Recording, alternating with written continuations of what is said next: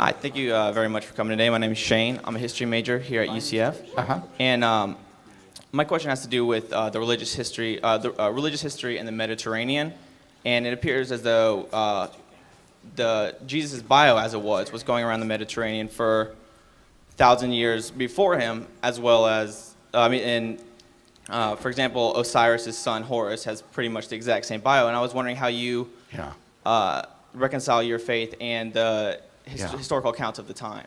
You know, I have to say, in all gentleness, that that's just based on misinformation. This is garbage that's spread on the internet that just isn't true. And what's really funny about this is that these people who say this kind of thing never seem to quote the primary sources. They tell you that this is in Osiris or Horus, but you never see the primary sources quoted. When you look at the primary sources, you find out they're not at all parallel to the Gospels. And this movement to try to explain Jesus of Nazareth and Christianity against the backdrop of pagan mythology, Greco-Roman and other religions, was very popular back around the late 1800s or so in Germany. And the movement soon collapsed for two reasons. One was that when you examined the primary sources closely, they weren't really parallel. The parallels were spurious. There's nothing comparable, for example, to the resurrection of Jesus in pagan religions. Secondly, in any case, there was no causal connection between these myths and Jesus of Nazareth or the earliest disciples. In fact, one of the things that has characterized contemporary scholarship about the historical Jesus is what has been called the Jewish reclamation of Jesus.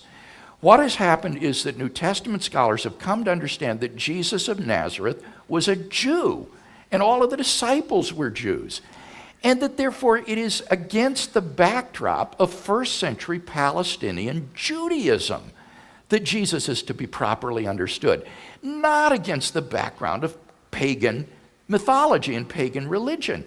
And so what scholars have come to appreciate is this earlier approach back in the late 1800s, which is completely wrong-headed because it didn't understand the Jewishness of Jesus.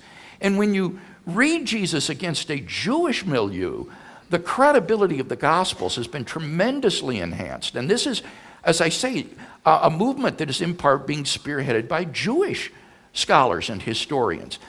And I spoke with James Crossley at the University of Sheffield a couple of years ago about this Jewish reclamation of Jesus. And I said, why do you think it was that this approach to Jesus in German theology used this pagan mythology as the interpretive grid for Jesus? Why, when it's so obviously wrong? And he said it was because of German anti-Semitism.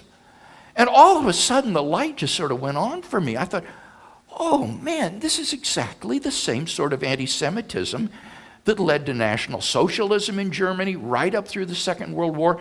They wanted an Aryan Jesus. They didn't want a Jewish Jesus. And so New Testament theology was derouted into this interpreting Jesus in the framework of these pagan religions, which is a total distortion of who Jesus really was. So I would encourage you, you should just divest yourself of this point of view. It's utterly outmoded among scholars. There's a very good article that I can refer you to on this. It's by Mark Foreman, and it's going to be in the volume called Come Let Us Reason, which is being edited by myself and Paul Copan with Broadman and Holman. It's coming out probably in a month or two. And Mark has a wonderful analysis of the Zeitgeist movie. Have you heard of that movie, Zeitgeist? It makes this claim about Horus and Egyptian religion. And Mark Foreman just takes this to pieces. I mean, it's a piece of theological and historical dismantlement. So look at Foreman's piece if you don't believe me and see if what I've said isn't correct.